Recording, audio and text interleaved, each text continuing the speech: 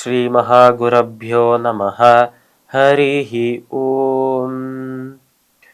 சதாசிவசமாரம்பாம் சங்கராச்சார்யமத்யமாம் அஸ்மதாச்சார்யபர்யந்தாம் வந்தே குரு பரம்பராம். GeM TV நண்பர்களுக்கு எனது வணக்கங்கள். இன்றைய நாள் அனைவருக்கும் இனிய நாளாக அமைய எல்லாம் வல்ல இறைவனை வேண்டி இன்றைய எம்மதமும் நம்மதமே நிகழ்ச்சிக்கு செல்வோம். இன்னைக்கு நம்ம ஸ்ரீமத் பகவத்கீதையிலிருந்து ஒரு ஸ்லோகத்தை விரிவான விளக்கத்துடன் பார்ப்போம். ஆருருக்ஷேர்முனேர் யோகம் கர்ம காரணமுச்யதே யோகாரூடஸ்ய தஸ்யைவ ஷமः காரணமுச்யதே. இந்த ஸ்லோகம் ஸ்ரீமத் பகவத்கீதையின் 6வது அத்தியாயமான தியான யோகத்தின் ஆத்ம சம்யம யோகத்தின் 3வது ஸ்லோகமாக இருக்கு. போன ஸ்லோகத்தில் சாங்கியோகமும் கர்மயோகமும் சமம்தான், அதே நேரத்தில் ஒரு சாங்கியோகியும் கர்மயோகியும் சமம்தான். ரெண்டு பேருமே வெவ்வேறு அல்ல, ரெண்டு பேருமே ஒரே விஷயத்தை தான் கடைபிடிக்கிறார்கள் என்று சொன்னார் நம்மளோட கிருஷ்ணன். இப்போ போன ஸ்லோகத்தில் அதை சொல்லிவிட்டு இந்த ஸ்லோகத்தில் முக்கியமான ஒரு விஷயத்தை, கர்மயோகத்தை பற்றிய முக்கியமான ஒரு விஷயத்தை சொல்றார் நம்மளோட கிருஷ்ணன். அதாவது கர்மயோகத்தை எடுத்துக்கொண்டால், கர்மயோகத்தை பற்றி சொல்லணும் என்றால், கர்மயோகத்தை பின்பற்றுகிறவர்கள் இரண்டு பேராக இரண்டு விதமாக இருக்கலாம். ஒன்று கர்மயோகத்திற்குள்ள இப்பொழுது காலடி எடுத்து வைத்திருக்கும் முனிவராக இருப்பவர். முனிவர் என்று சொன்னாலே கர்மயோகத்தில் முனிவர் என்று சொன்னாலே கர்மயோகத்திற்குள்ள இப்பதான் இனிஷியேஷன், இப்போதுதான் முதல் முறையாக காலடி எடுத்து வைக்கிறார், ஒரு பிகினர் என்றே வைத்துக் கொள்ளலாம். இரண்டாவது விதமாக இருப்பவர் யோகா ரூடர் என்று அழைக்கப்படுகிறவர். இந்த கர்மயோகத்தை பின்பற்றி அதில் இருக்கும் கொள்கைகள் அனைத்தையுமே மனப்பாடம் செய்து அந்த கொள்கைகள் படி வாழ்க்கையை நடத்துகிற ஒரு நபர், அந்த கர்மயோகத்திற்காகவே வாழ்க்கையை சமர்ப்பித்தவர் நபர், கர்மயோகத்தின் பாதையிலேயே நடக்கிற நபர், அவரை தான் யோகா ரூடர் என்று அழைக்கலாம். யோகா ரூடர் என்பவர் கர்மயோகத்திலே முழுகி போனவர். அதனால் முதலில் ஆரம்பத்தில் முனிவராக இருக்கும் ஒரு நபர் தான் இந்த கர்மயோகத்தை பின்பற்றி அந்த பாதையில் நடந்து இறுதியில் ஒரு யோகாரூடராக மோட்ச முக்தி பெறுவதற்கு தகுதி உடையவராக மாறுகிறார் என்று சொல்லலாம். அதனால் யோகா ரூடர் என்கிற அந்த ஒரு வார்த்தை, அந்த ஒரு கான்செப்ட், அந்த ஒரு விஷயத்தை இந்த இடத்தில் இன்ட்ரடியூஸ் பண்றார் நம்ம கிருஷ்ணன்.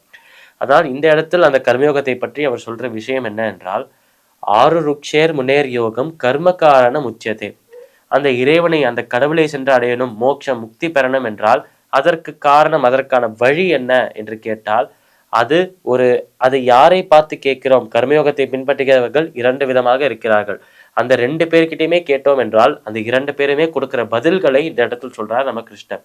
இதுவே நான் இந்த கர்மயோகத்திற்குள்ள இப்பொழுதுதான் வந்திருக்கார், ஒரு பிகினர், இப்பொழுதுதான் ஃப்ரெஷ்ஷாக ஆரம்பிக்க போறார். அவரிடம் போயிட்டு பகவானை, கடவுளை சென்று அடைவதற்கு வழி என்ன என்று கேட்டால், ஆருருக்ஷேர் முனேர் யோகம் கர்ம காரணம் உச்சதே.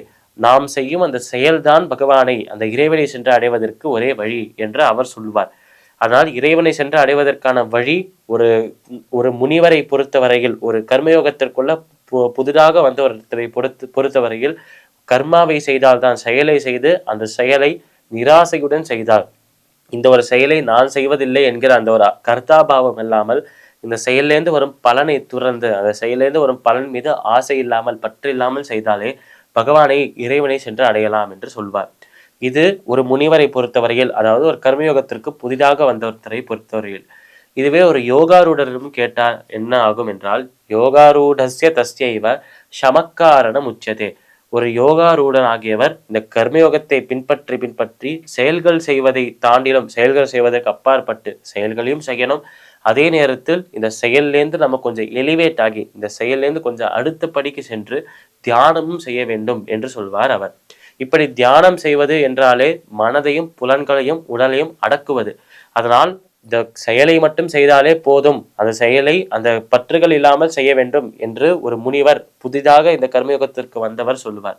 இதுவே ஒரு யோகா ரூடர், இந்த கர்மயோகத்திலேயே தேர்ச்சி பெற்றவர் என்ன சொல்வார் என்றால், இந்த செயலையும் செய்ய வேண்டும், பற்றுகள் இல்லாமல் செயலையும் செய்ய வேண்டும், அதே நேரத்தில் நம்மளோட புலன்களையும் மனதையும் அந்த ஆத்மாவையும் அடக்கி வைக்க வேண்டும். ஆத்ம சம்யமம் தேவை, நம்மளோட புலன்களை அடக்கி வைக்க வேண்டும், அதுதான் தியான யோகம் என்று அந்த தியான யோகத்தையும் பின்பற்றுவார்கள் யோகாரூடர்கள். இந்த இடத்தில் முக்கியமாக ஒரு முனிவருக்கும் ஒரு யோகாரூடருக்கும் இருக்கும் அந்த வித்தியாசத்தை சொல்லி, அதே நேரத்தில் கர்மயோகத்தில் ஒரு முனிவரில் இருந்து ஒரு யோகாருடனாக நம்ம மாறினோம் என்றால், உருமாறினோம் என்றால், நமக்கு கிடைக்கும் அந்த பெனிஃபிட்ஸையும், நமக்கு கிடைக்கும் அந்த விஷயங்களையும் இந்த இடத்தில் அழகாக சொல்றார் நம்ம கிருஷ்ணர்.